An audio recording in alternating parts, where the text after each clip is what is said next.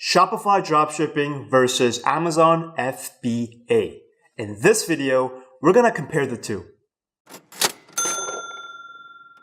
Hey, what's up everybody? So happy to see all of you. If you're new here, my name is James, and it's really nice to meet you. As a newbie 4-figure Amazon seller and a somewhat experienced 6-figure Shopify store owner, thought I could offer some of my insights into the strengths and weaknesses of the two business models. So this video is for you if you are just starting out in your e-commerce journey and a bit stuck trying to decide if you should start with dropshipping or with private labeling. Hopefully, I can answer some questions that will aid you in making a faster decision. By the way, a little heads up. Trying to compare the two business models is a bit like trying to compare apples to oranges. So although I'm gonna do my best, no guarantee that it's gonna be any good, alright? To start off, what is Shopify dropshipping? A real quick summary is that it's a business model that revolves around being able to sell products that you don't physically own yourself, but others own, such as manufacturers, retailers, and other wholesalers. So what they do is they own all the products, they store them, and can ship directly to your customers on your behalf whenever an order comes in. Your job pretty much then is to find new customers and get them to come back and buy more stuff. So strength number one is no inventory. The biggest strength of dropshipping has to be that you don't have to pre-purchase any inventory. So you only need a minimal startup capital to pay for stuff like software, stored platform like Shopify, and to generate some traffic. Whereas private labeling is much more capital intensive business, but we'll cover that in a bit later. Strength number two, faster data. Because you're not financially and really hopefully emotionally invested into the products that you're dropshipping, you can test a lot more, like one after the other, and get data back in days, like for example, if you use Facebook ads, then you can make a decision to continue testing, scale up the winners, and get rid of the losers. Speed in this regard is a huge competitive advantage. Strength number three, customer list. You know the old cliche saying that the money is in the list? Well, in the case of dropshipping, it really is. Back last year when I was learning Facebook advertising, I joined a mastermind group because I wanted to learn how to stop losing money in my campaigns.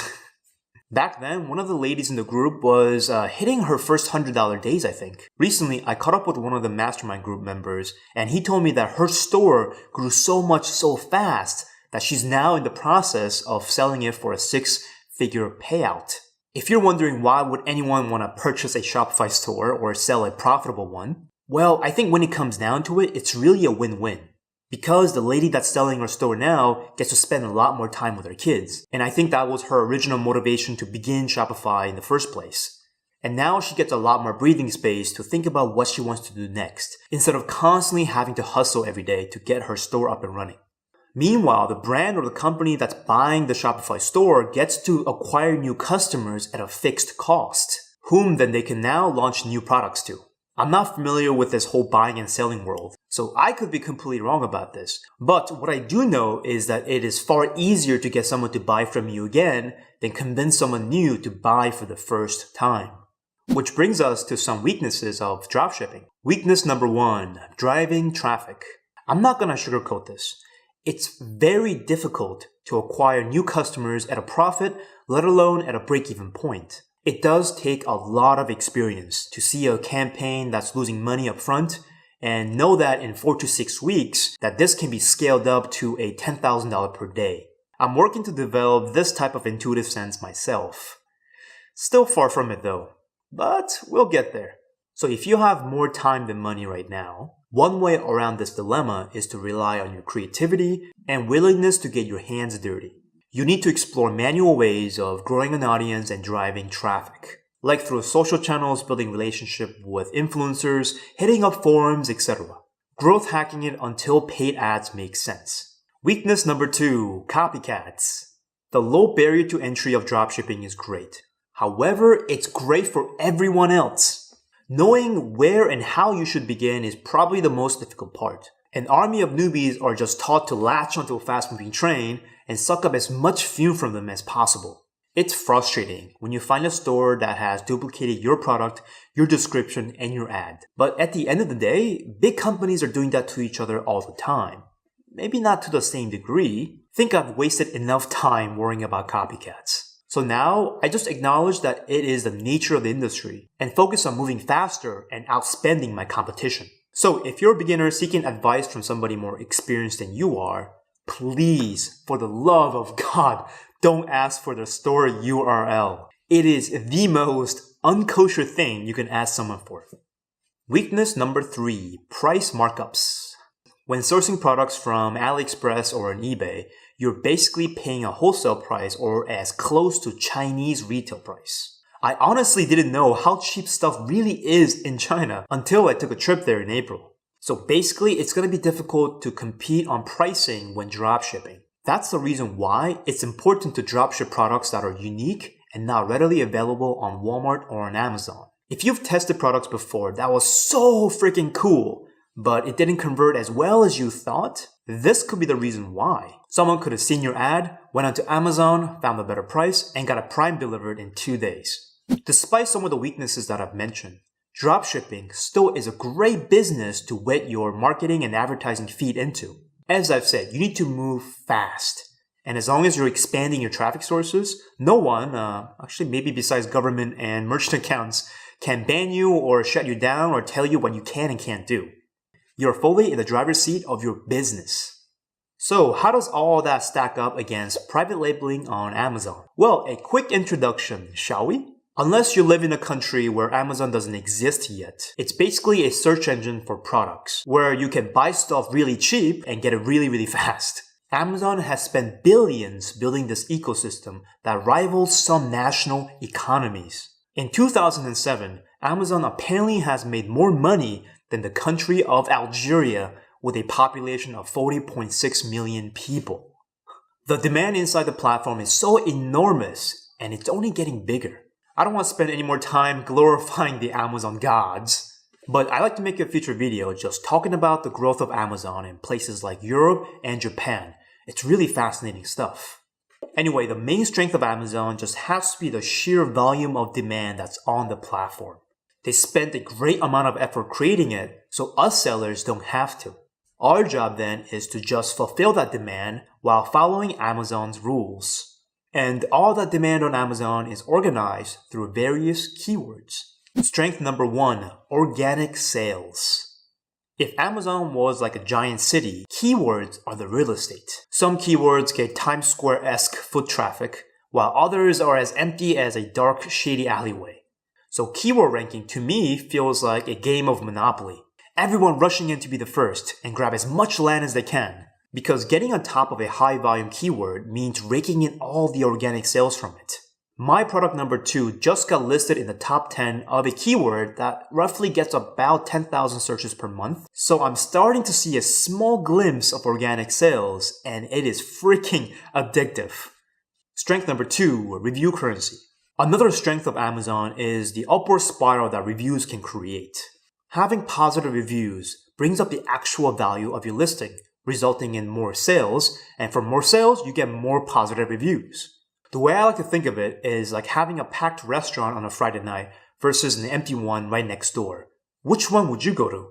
Although Amazon's reviews were recently criticized for having too many fake ones. So there's been a major crackdown, with massive reviews either getting removed and some of the listings even getting deleted. But even then, they still have far more credibility than, say, reviews on a Shopify store. So if you have an Amazon product, featuring your Amazon reviews on your Shopify store will instantly boost the credibility of your store overall. Strength number 3, lightning fulfillment. There's no comparison when it comes to delivery time on Amazon. Being able to tap into the fulfillment network is a total game changer. Faster shipping only increases conversion, and when it's Prime enabled, most people still think that the seller is Amazon, which further builds trust and credibility to your product. Something that takes so much more effort to achieve with a Shopify store. Now, let's get to some of the weaknesses.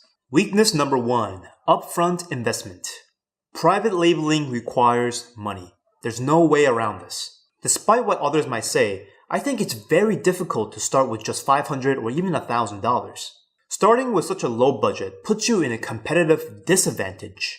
From getting product samples from multiple manufacturers, product photography, ordering enough initial units to get it ranked, and benefit from all the resulting organic sales. And also, you'll most likely have to reorder before you've completely sold out your initial stock. So the initial investment is something that you really have to consider before getting into private labeling. Weakness number 2, slow data.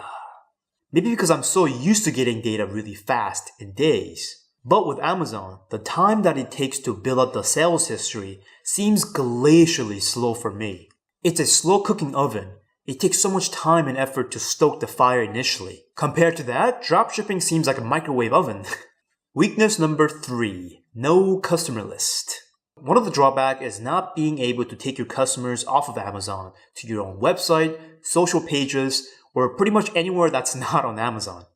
In Amazon's point of view, it's their customers, not ours. So more and more you become reliant on the platform.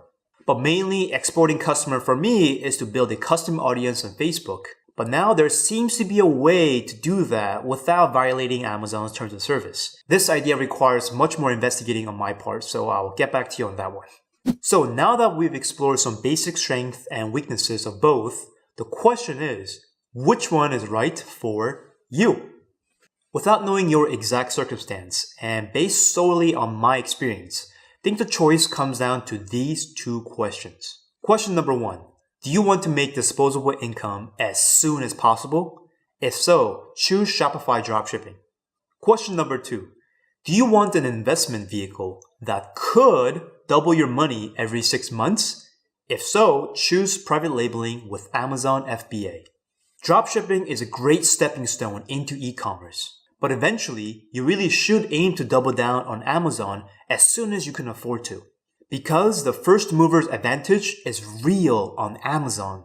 Every month that you're not there, your potential and maybe even your future competitors are getting more and more reviews, and they're fortifying their sales history on some really juicy keywords. So I recommend reinvesting your dropshipping profits into Amazon instead of going out and buying candy or jewelry or something like that. Conversely, for my private labeling homies, as you know and as you can probably see, Chinese suppliers are getting more and more sophisticated. So we gotta level up our sophistication as well. Knowing how to use Facebook ads and working with influencers from Instagram/YouTube can give us an unfair advantage for months to come. And who knows, maybe even for years. Especially in the smaller markets with lower monthly sales volume like $5,000 to $10,000. Many big players are ignoring this type of market, while the upfront cost scares off most beginners. Hey, thanks so much for watching. It's been a really busy week, so it took me a little longer to get this video out. A quick update from me is that I just placed a deposit for my product number 3. And I also launched product number 2 on Amazon UK, Germany, Spain, France, and Italy. So as soon as I did that, for the past few days, I've been watching some sales come in from these different European countries. And I know, I shouldn't be checking sales as often as I do, but it's so much fun. And this is the reason why I want to make a future video talking about the opportunities on Amazon Europe.